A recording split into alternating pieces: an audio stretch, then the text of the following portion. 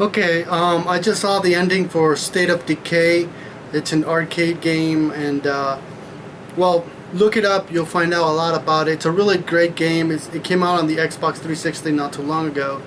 However, clearly the game needed a little bit more polishing before it was released, but I guess they ran out of time and shorthanded or whatnot. But it's a great game nonetheless, and it really involves a lot of zombies and surviving, the aspect of surviving. The game is actually really good. I think it could have easily been a full release, a full retail release of $60 if they went a little further with it and refined it a little bit, tuned it a little bit better. However, for 20 bucks, I think it's not often you see such a great arcade game come out. And it's going to be soon released on the PC. I'm really looking forward to getting my hands on that. Aside from that, I wanted to talk about the ending and how I felt as they really screwed it up, because it forces you, like, after the ending, spoiler alert by the way, I will go through it, but basically after you go there's an ending. Basically what you're trying to do is break a barrier that they created, the military, and you want to blow it up so that your survivors technically can cross over to the next state or the next town, whatever it's behind those walls. However, what ends up happening is the opposite. Once you do actually blow that up, well, it ends there. It basically says, okay, we did this, and this is Mother of God, he says it. What is that supposed to mean? Was there something out that he saw that we didn't see as what we were watching?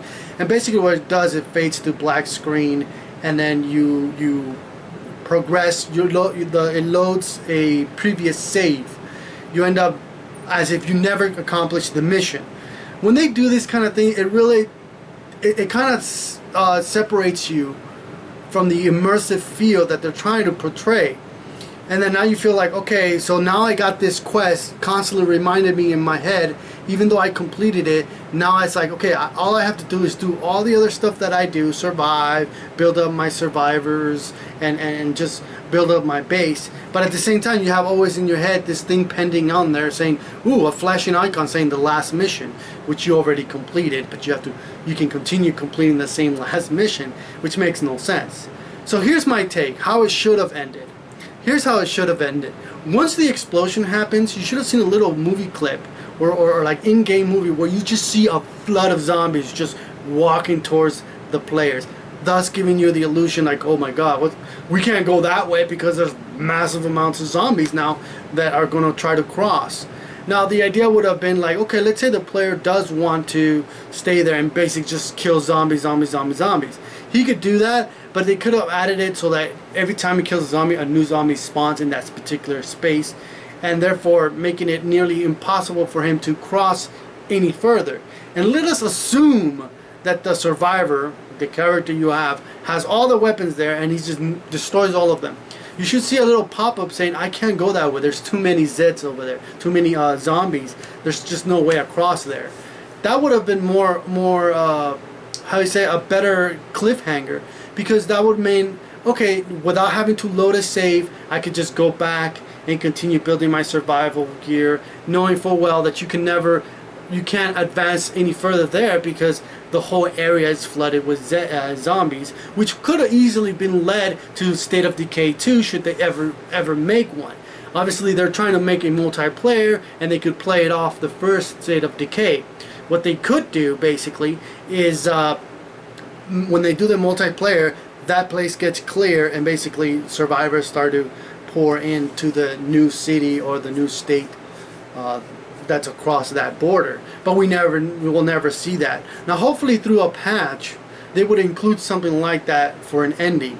But right now as it stands, it's just a slap in the face, because all that hard work and then you go to the ending, and even though I know some of you are going to say, well, the game is not about the ending, it's about surviving, blah blah. That's my point. If you're going to make an ending for it, make it so like, wow, there's so much this, I'm not even going to go there. There's just no way across that anyways, because there's so many zits over there.